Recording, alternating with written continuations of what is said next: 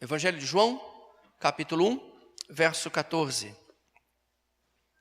Aquele que é a palavra tornou-se carne e viveu entre nós. Vimos a sua glória, glória como do unigênito vindo do Pai, cheio de graça e de verdade. Eu disse para você sobre virtudes, sobre qualidades que nós vemos em Jesus. Agora, o que são virtudes? São qualidades que potencialmente residem em mim, em você. Eu diria que são forças boas, vivendo adormecidas. Potenciais morando no fundo do nosso ser. São as virtudes. Essas qualidades a que chamamos virtudes, elas apenas sairão do estado ou do seu estado potencial e tornar-se-ão realidades na minha vida, na sua vida, através, gente, de um esforço repetitivo. Senão, não vai. Eu disse ontem que a simples contemplação da virtude não faz com que você vivencie, não faz com que se torne algo prático. Ou, usando a palavra virtude, algo virtuoso. Não vai acontecer nada. Somente pela constante repetição em nosso comportamento dessas qualidades é que realmente nós nos tornaremos, eu e você, em pessoas virtuosas. É um processo repetitivo.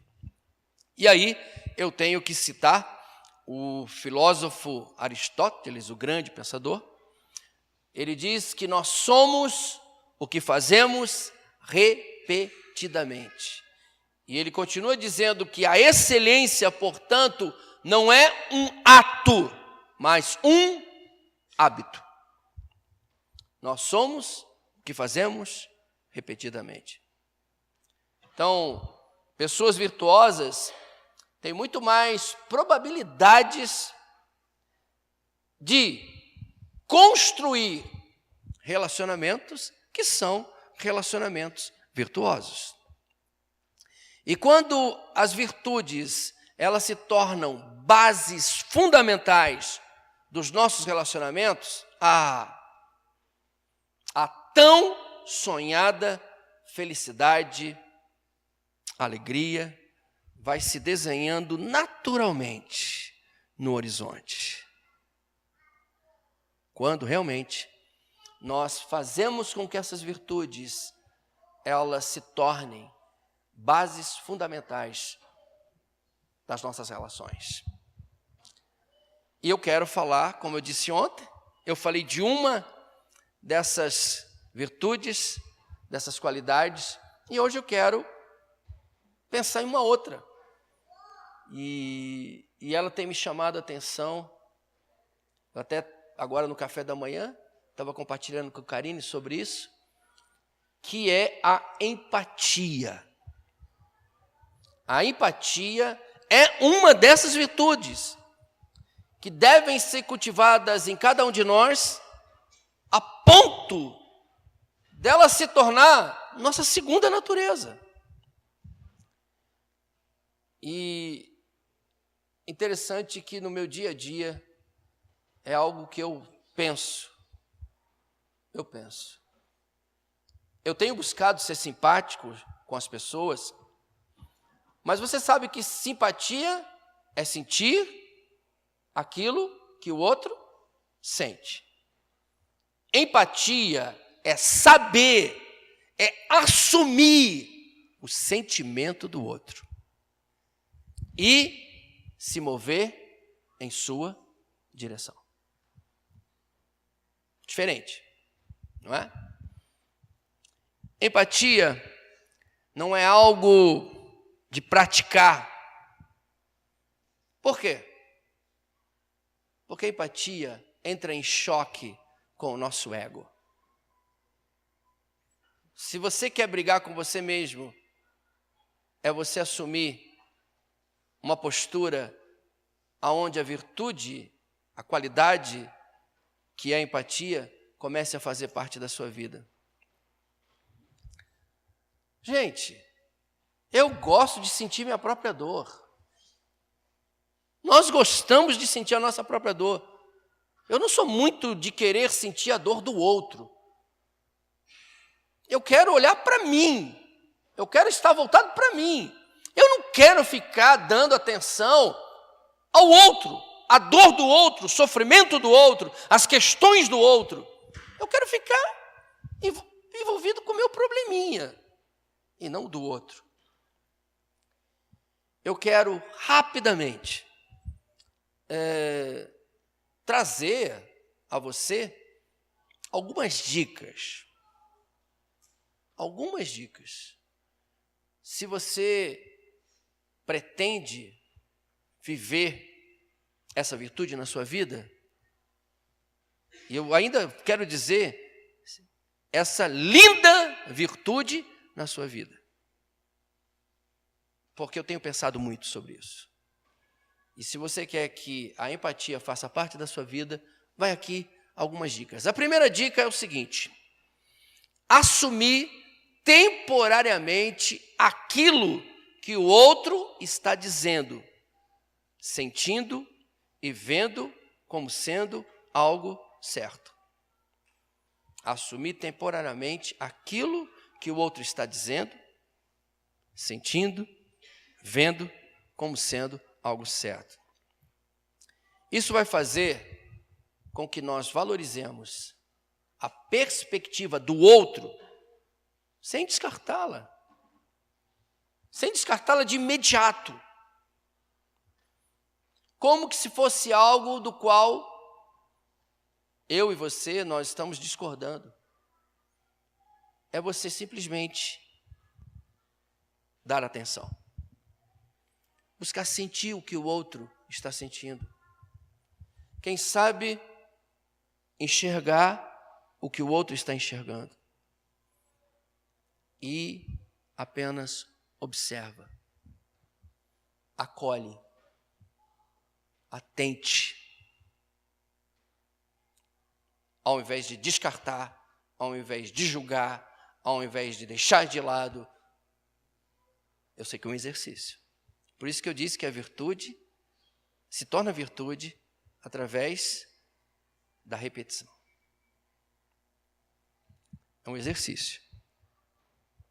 Onde você vai estar atento.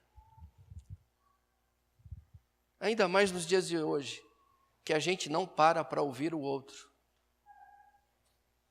Nós estamos tão conectados, a conectividade está tomando tanto conta do nosso tempo, que é muito mais fácil nós mandarmos um WhatsApp para alguém do que procurá-lo. Eu tomei uma decisão com alguns irmãos da igreja. Eu disse a eles: olha, eu sei que nós temos toda a tecnologia, mas tem momentos que eu quero sentir o teu cheiro. Eu quero olhar nos teus olhos. Ontem mesmo, eu recebi uma mensagem e disse: olha, eu não quero falar com você pelo WhatsApp. Vamos marcar para a gente tomar um café. Vai ser muito mais legal. No sentido de ouvir. Eu quero ouvir. Quero sentir. Porque nós estamos perdendo isso. Os pais não olham mais nos olhos dos filhos. Muitas vezes nós estamos mandando um WhatsApp dentro de casa: filho, o jantar, o almoço está na mesa. Antes nós mandávamos e-mail. O e-mail está acabando. Hoje a gente manda uma mensagem pelo WhatsApp.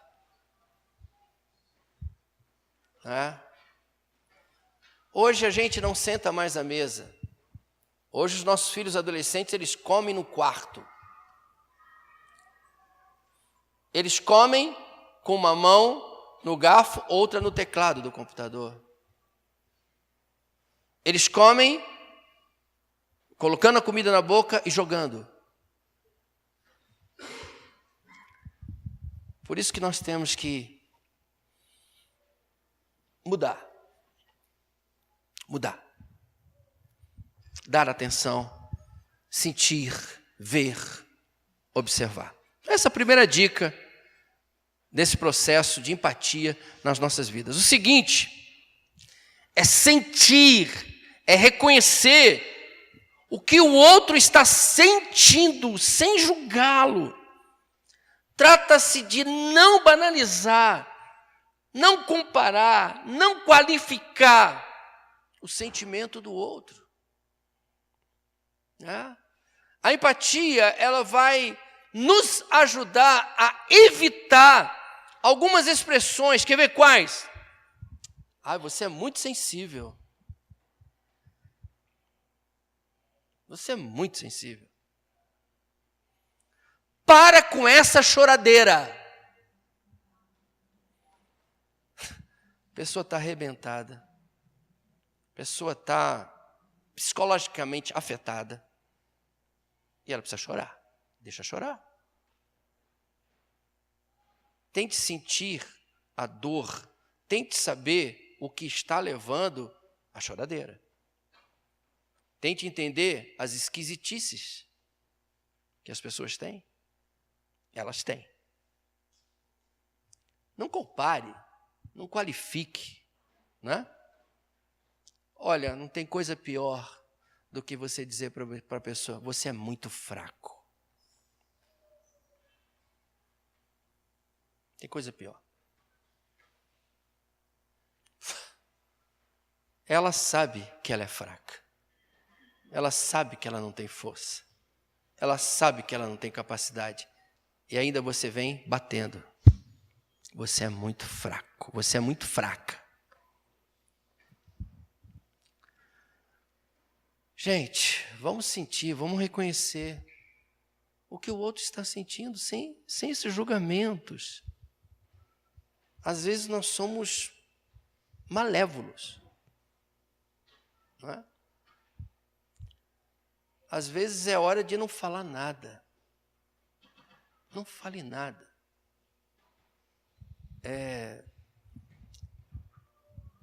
Não fale, Deus está fazendo isso para você aprender. Aprender o quê, meu amigo? Não coloca Deus na história. Deus está no controle? Não sei. Tem coisas que é melhor não falar. Lembra que eu falei de ontem, da doçura? Cara, um abraço. Ou estar ali só para ouvir, ou só para ficar em silêncio com a pessoa, já é de grande valor para ela. Quantas vezes eu fico com pessoas sem falar nada, só em silêncio, um olhando para o outro? Quantas vezes? Porque eu tenho receio de qualquer fala não cair bem. Qualquer fala. Por mais espiritual que eu seja. Às vezes o momento é só de sentir. Sinta. Quem sabe, chore com ela.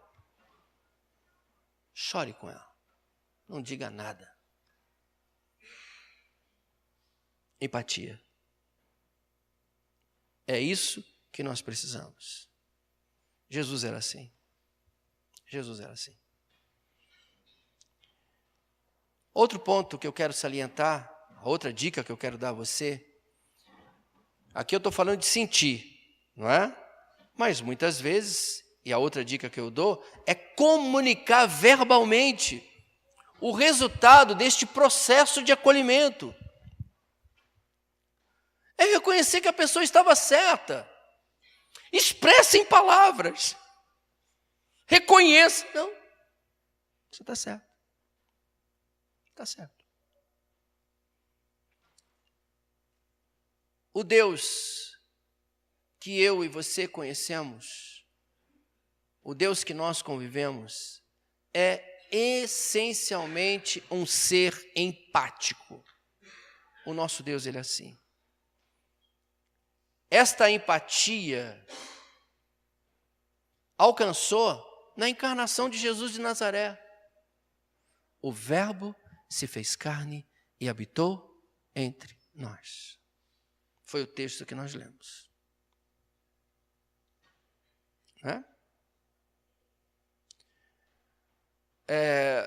Se eu fosse descrever este ato que eu encontro aqui no Evangelho de João,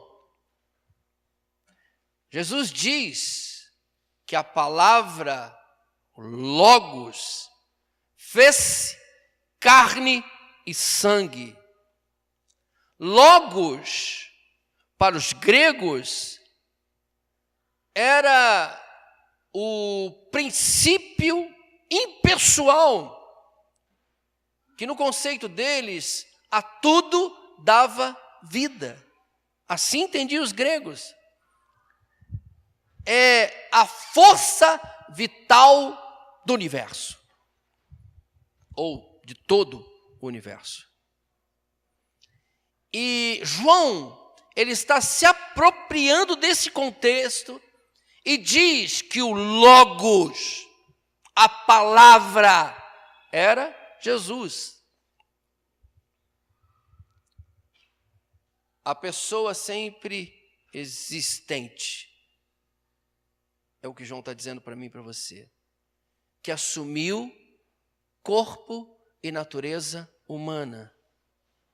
Ele fez-se um entre nós. Isso quer dizer que ele sentiu nossa fome, nossa tristeza, nossa angústia, sede, experimentou as nossas tentações. E ele foi tão fundo nesse processo aqui, de querer viver e de viver perto de mim, perto de você, que mesmo sendo Deus, ele experimenta a morte. Algo reservado a quem? A mim e a você, a nós que somos seres humanos. A fim, queridos, de conversar comigo e com você, ele sai do seu lugar. Ele calça as nossas sandálias literalmente. Assume a nossa perspectiva e assume sem qualquer juízo. Sente o nosso sentimento. Sabe o que é isso? Pura empatia. Pura empatia. Às vezes eu fico me perguntando, ele precisava fazer isso? Ele precisava passar por tudo isso? Mas ele se fez um por mim e por você. Sentiu, sofreu, foi tentado, passou maus bocados, para que eu e você pudéssemos ter vida, para que eu e você também pudéssemos entender, olhando para Ele, que essa virtude, que essa qualidade também tem que fazer parte da minha vida. Eu também preciso ser um ser empático com as pessoas que eu tenho que lidar, com as pessoas que me cercam, com as pessoas que estão lá no meu lar.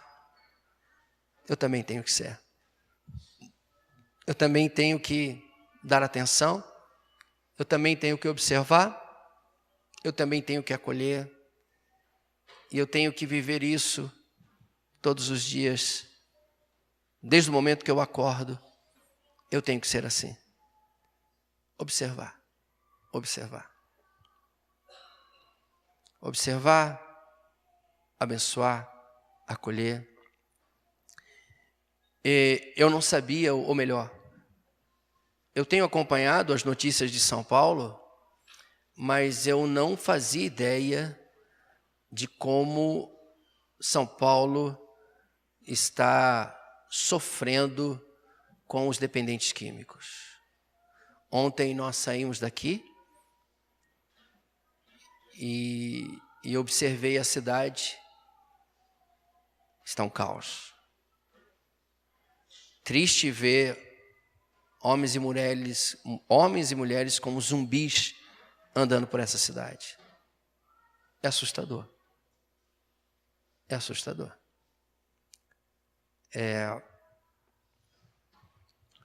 Eu não quero tecer nenhum julgamento. Eu só peço a Deus que nós possamos encontrar meios, caminhos, de nós sermos empáticos com essas pessoas. Quem sabe algo que possa ajudá-las. Eu não faço ideia. Eu não faço ideia. O meu coração ontem se entristeceu dentro de mim em ver um número expressivo de pessoas na rua. Algo que precisaríamos de muitas ONGs, precisaríamos de muita gente envolvida para se fazer alguma coisa. Não é? Isso é só um dos pontos que a gente observa na cidade. Eu também vivo no Rio de Janeiro, a gente lá tem uma outra demanda, uma demanda também monstruosa, de muita violência, de muita miséria, aonde as pessoas têm muita necessidade. E às vezes eu fico me perguntando, mas Deus, o que fazer? E às vezes o sentimento que eu tenho é, faça, mesmo que seja o mínimo, o pouco, faça. É o que eu tenho feito. É o que eu tenho ensinado à igreja a qual eu tenho pastoreado, a viver o seu dia praticando gestos abençoadores. É o que eu tenho dito lá para os irmãos e irmãs, tenha gestos abençoadores. Ore pelas pessoas, acolha as pessoas, tenha esse coração de pura empatia com as pessoas. Mesmo que a gente não vá conseguir mudar muita coisa, mas o mínimo que a gente puder fazer, faça, para a honra e glória do Senhor. Eu estou aqui finalizando esse tempo aqui com você, e como eu disse, para que se torne uma virtude, vai requerer de você algo constante. Algo constante. Que você vai repetindo. Eu digo para você que alguns exercícios espirituais que hoje fazem parte da minha vida, eles só se tornaram algo rotineiro do qual eu pratico porque eu perseverei neles. Porque senão, eles nunca fariam parte da minha vida. E hoje tem vários exercícios que, de uma certa forma, me ajudam na minha espiritualidade. Eu medito quase todos os dias. É meditação mesmo. Às vezes são 20 minutos, 30 minutos de total silêncio, apenas observando a respiração.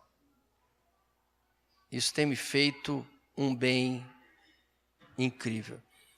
Pior que a ciência está falando isso, né? Vários hoje acadêmicos estão falando do quanto que nós necessitamos parar. Senão, nós vamos nos acabar. A nossa vida, segundo Augusto Cury, nós estamos vivendo a síndrome do pensamento acelerado.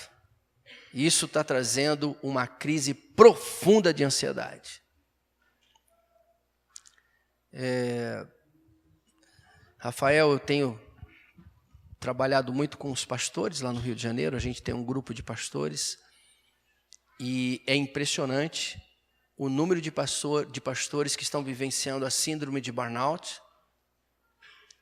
Nós temos tido casos de pastores se suicidando. Então, esse é um segmento que a gente tem tido uma certa preocupação, porque a pressão está aí. A ansiedade, ela é perigosíssima. E pode levar a um processo de profunda depressão. E olha, lidar com a depressão é duro. É duro. Eu tenho visto pessoas se afundarem na depressão, mesmo medicadas. Mesmo medicadas. Elas precisam de muito carinho, de muita atenção. É isso aqui que eu falei para você. É isso aqui. Que Deus abençoe cada um de vocês. Que vocês sejam cheios de paz, de alegria e se tornem em homens e mulheres onde essa qualidade de Jesus, que é a empatia, faça parte do dia a dia da vida de vocês. Obrigado.